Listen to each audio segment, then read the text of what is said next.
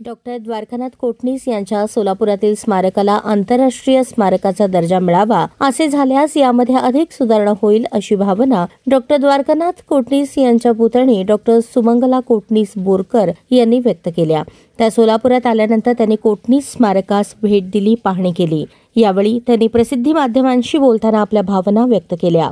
त्यापुढे बोलताना म्हणाल्या, कोटणीस स्मारकाचे सुशोभीकरण उत्तमरित्या झाले आहे, मात्र याची देखभाल त्या तुलनेत केली जात नाही। महापालिकेने याकडे विशेष लक्ष देऊन याचे महत्त्व अबाधित ठेवावे अशी अपेक्षा त्यांनी व्यक्त केली। पहिल्यांदा येतं का यापूर्वी मी येऊन गेले, उद्घाटनाच्या वेळेला पण येऊन गेले। आम्ही उद्घाटनाच्या आधी येऊन आम्हाला त्यांनी आधी रिपोर्ट दिला की खूप छान केलेले, पण आता डेव्हलपमेंट झाल्यानंतर तुम्ही फर्स्ट टाइम आलात।